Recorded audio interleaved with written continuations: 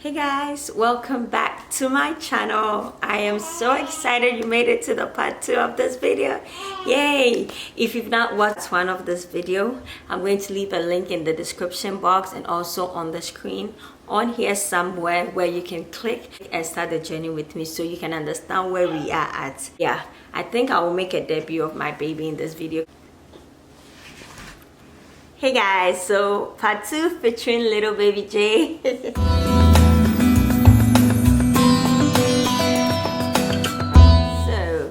Welcome back to my channel. I think I left off when I was talking about how I met the new doctor at Penn Medicine. Her name is Dr. O'Neill. You saw the last name on the video that I shared with you guys. So Dr. O'Neill, the first time we met, when I say we, that will be my husband and I met her. It was just breathtaking. She was so calm. She put me at ease. She spent like 5 minutes just talking about my husband's height, just to, you know, diffuse the tension in the atmosphere at that time, because obviously a couple has come to see her. Fertility is a big deal, okay? Maybe we make it look like it's not, but it is.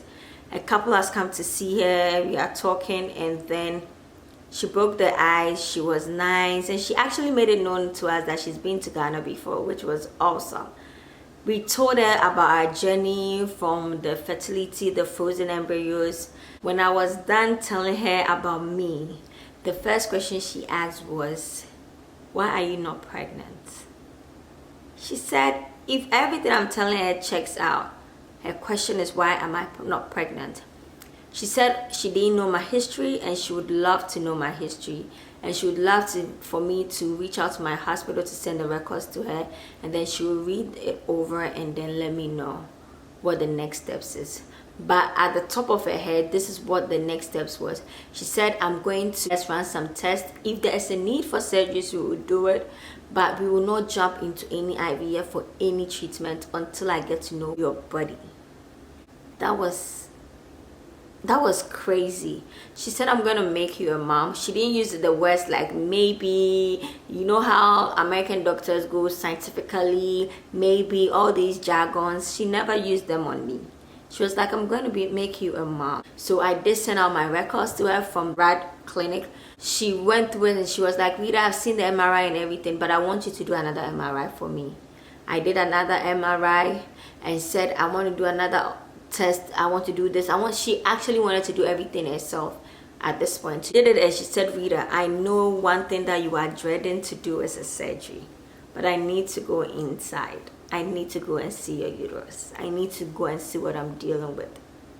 And I said, okay.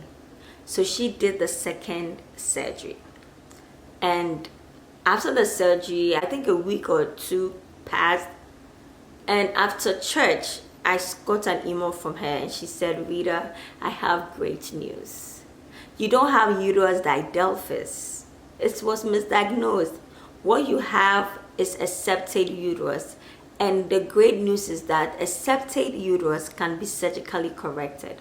For uterus diadelphys, it cannot be surgically corrected. When you have it, you have it. You can't change it. But with the septate uterus, you can surgically correct it because it's a tissue. So what the other doctor was seeing as two different cavities was actually one, but it was divided by a tissue that does not allow blood to flow through it. So if that tissue dividing my uterus into two is cut out, I should be fine to carry a child. The reason why I was having the losses is that if an embryo implants and it doesn't implant in the cavity itself, in the endometrium itself, and it implants in the tissue where it doesn't have blood flowing, obviously the embryo will never grow. It will not grow and it will die. So then I was so happy. I was extremely happy. At that point, I had a doctor telling me what I had, and I had someone who really took the time to get to know what they were dealing with before they pushed me into anything. So after that surgery to diagnose what I had, she scheduled another surgery where she was going to cut the tissue out. So the second surgery with her was actually going to be my third surgery. If you are keeping track, you know. During the surgery, I started bleeding out. So she had to stop because first and foremost, I think they all underestimate how thick my tissue was. It was very, very thick. So she was unable to complete cutting it off, and she wanted another surgery to go back in. Maybe that's the reason why I was misdiagnosed, because it was thick to the point that they thought it was actually two different cavities. So I said, okay, if they don't finish, then they have to go in and finish the work for me to be okay. Then that's fine. And that was going to be the third surgery with Dr. O'Neill and fourth surgery in total. All this in 2022. So they went back in, and then they went to cut it the second time. So after they finished cutting it, what they wanted me to do was to do what is called an HSG, just to see the entire uterus, to see how the cavity is actually looking. I did that test, and that test called the HSG is one of the most painful tests you can ever do. It's painful, extremely, I'm telling you. So I did that test, and it was noticed that I still had a chunk of tissues left, a lot of it left, and they were not able to even cut a lot out after the two surgeries. Trust me, I broke down again and cried. And the head of that department, before the test, it was like, I had to be here because your doctor called me to be here myself to do the test for you. So he called my doctor and told her that your patient was really crying. She was very emotional that she had to go do the surgery again and all that. So on my way home, my doctor called and said, Rita, I know you are going to be a mess and you're going to panic, but do not panic. Don't worry. We will get it done. I don't want you to cry. I don't want you to do anything. Talk to Ernest. Yeah, the cavity is a little bigger than it used to be. If you want to do a transfer now, you can. But what I recommend for you to do is to just go ahead and do the other surgery, the next surgery, so we can cut it completely off. At least I know the ones like the tissue left, and then I'll cut it off for you. I can do it as early as next week. Talk to Ernie and let me know. But that's my recommendation. So I did talk to Junior. I talked to my husband, and he was like, let's just do another transfer. No problem. Let's just do a transfer because I feel like it's going to work because the cavity is bigger than it used to be. And I said, okay. So I reached back to her and I said, I want to do the transfer. And she said, okay. One thing she doesn't do is that she respects my decisions. She would do a recommendation and push me as much as she can, but it was my decision to make. So I did make the decision to go ahead and do a transfer. That transfer did not even end up in the positive or anything. It did not work at all.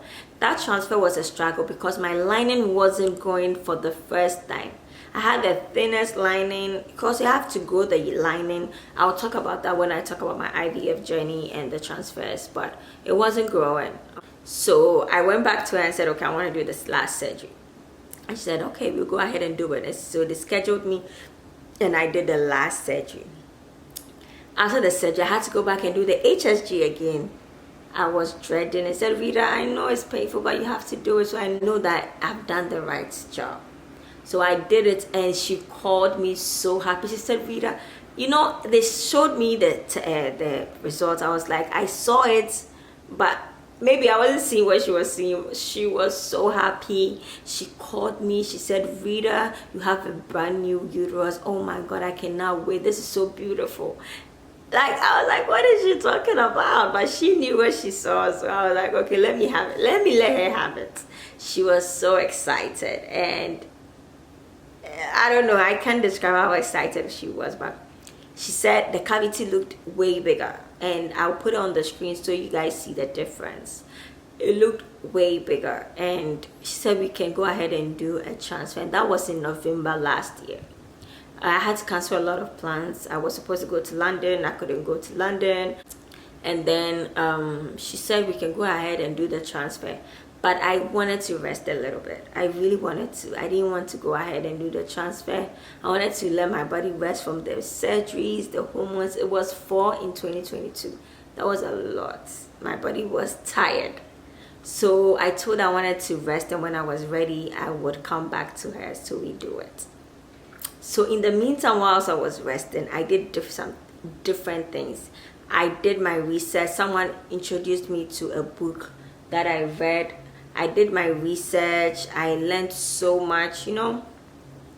I was ready, okay, but I wanted to be prepared, okay. So I did acupuncture, which was the best decision ever, guys. It relaxes me. As soon as I get there and they put the needles in me, I black out. I sleep. I think it helped with the blood flow in my system. I did not drastically change my diet because that's not a good thing to do. Don't change anything about yourself. I prepared myself, and I will talk about how I prepared towards the transfer. And then in March, I did the transfer. And obviously, we know it ended well because I have my bundle of joy with me. It ended up in glory. And I am now a mother. And it's been an amazing journey. I love him so much. So much. Like, my life has changed ever since he's been in it. And I didn't realize I was missing something till I had him. Like, I can say it with my full chest that I don't lack anything anymore. I have him. I practically have everything, and if God decides, which I know he's not going to decide, not to give me anything else, this is enough for me. I am more than happy. I'm in a great place. I'm struggling a little with postpartum, but I will be there. It's not easy navigating your life again with a new life. This is a new human dependent solely on you, so it's hard, but this is a hard time I'm ever ready to pursue. It's a great feeling to do that. Just seeing him smile at you, doing those funny faces with you, it's enough for me. So this is my story. I hope it encourages you that you are not alone. Having this condition did not stop me. I knew that I was going to be a mom. When or how it was going to happen, I did not know. But I had a feeling God was using me for this day to share my testimony with you. I am a strong believer of the word, and a strong believer that when you understand what time and season is, you will never envy anyone. I was happy for those who were conceiving before me because it was a great blessing. If you are out there and you think God has counted you out, that is a lie. Pray. Because God gave us the wisdom to, and this discernment to also pursue and take care of ourselves. They said the lazy hands do not eat. If you sit idle and do nothing, maybe it will not come to you. But God will put people in your path, will give you the knowledge to pursue certain things that you want to do. Imagine if I didn't get an angel on the phone to direct me to Dr. O'Neill. Do you think that happened just like that? It was God. God took me through all these surgeries. Even through childbirth, which I will talk about my encounter because my baby came in early. My baby was born at 33 weeks, 3 days. So I will talk about that in another video.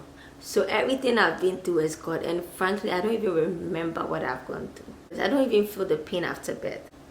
You know how God works. He works in mysterious ways, and He's so ready to pull you out of anything you think is the end of the world. When I was born with it, I knew God was using me because it's something I couldn't control. I was literally born with it. And then I knew He needed me to share His word and to share who He is. My God will never share His glory with any man on this earth. Thank you guys for watching. Thank you for listening to my long video. And thank you so much for the love, the messages, the comments. Oh my God. I wish I could answer everybody, but there's a lot. But all I can do is to do a general one and thank each and every one of you. All the DMs I've received, the ones I've replied, the ones I'm yet to reply, I will. Trust me, I want to. Thank you guys, okay, for the love. I am very happy I have him right here. And thank you all for your prayers as well. Till we meet again in my other videos, I will talk to you later. Thank you for watching. Don't forget to subscribe, like, and share. You said bye, baby. Say bye-bye to them. Say bye-bye. Bye.